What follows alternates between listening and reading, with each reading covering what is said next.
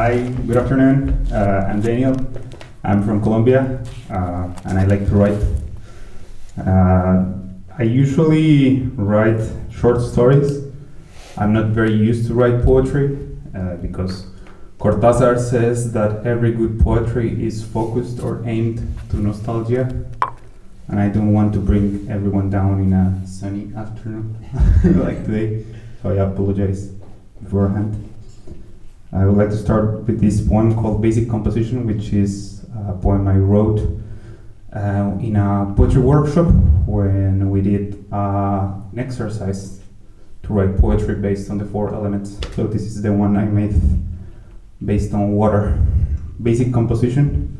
It has an epigraph of Jose Emilio Pacheco that says, "Sooner or later, shipwreck awaits us all." The experts say that every human being is made inside of 70% water. Some days it shows. We meet the quota. Each of us become a strange mix of water and mass. There are other times where we are 100% water. Fish dwell in us and the moon reflects on our surface. But then there are days, fiercest thoughts, when we are nothing and our life just dries up. Secondly, I would like to read the one I made with the fire. To my being, flame. It has an epigraph of Herman Melville, of his book Moby Dick. To light others, the same wick must be destroyed. Teach me to be like you, a mountain of radiant light, calm and still, even when I'm made of nothing.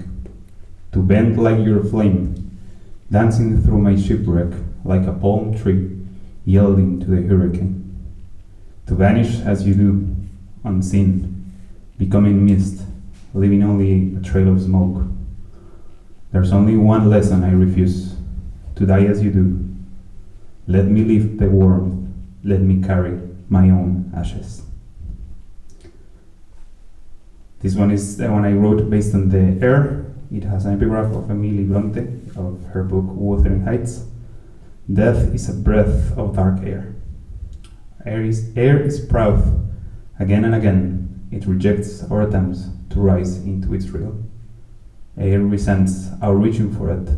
It slips past clenched fists, holding between buildings.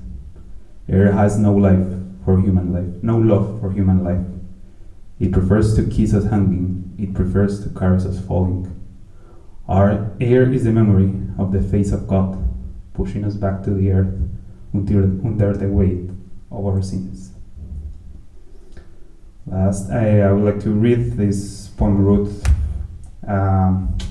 This was a couple of days after my granny died, and we realized with my sister that we couldn't cry for her, and we didn't know how to cry. And it's titled, "I'm looking for someone to teach me how to cry."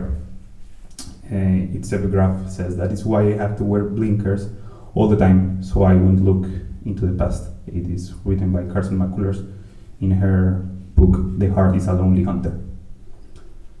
I'm looking for someone to sit beside me and teach me how to cry, to show me what do we do with our eyes, how do we turn them into thorns, to press out all the old tears, that bitter aged salt.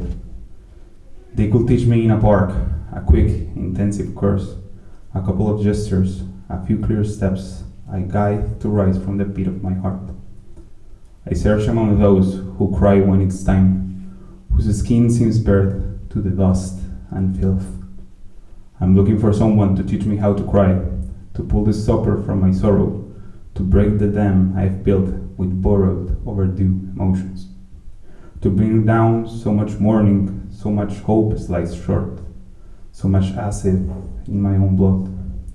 To peel away the crust I've become, and this hardness that trips me like a stone left behind at the bottom of a river. And let them teach me how to stop, how to shrink the fear that cracks my shell, splits my hull, and sinks me, dissolves me like wet paper.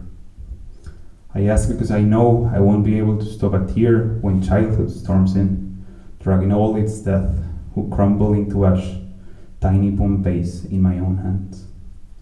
I'm looking for someone who teach me how to cry before it's too late, because nothing aches like tears that come at the wrong time. They bloom like weeds, take root in the heart, like a distant relative who overstays for long and heavy days. I need someone to show me how to let this stagnant water run free, to release me at last from those memories that cling like soaked clothes. I'm looking for someone to teach me how to cry, because I can't bear the drought of release, the dry pond inside me, aching to break so I can flow again. And lastly, I would like to read June 15, which is the day my granny actually died, and it's a poem I wrote on her memory, on her behalf, on her memory. It is in the moment of misfortune that one grows used to the truth, that is, to silence. It's a quote by Albert Camus in his book, The Plague. How heavy they feel today, the favors left undone, the coffee gone cold, our postponed meetings, the expired future that says a quiet goodbye.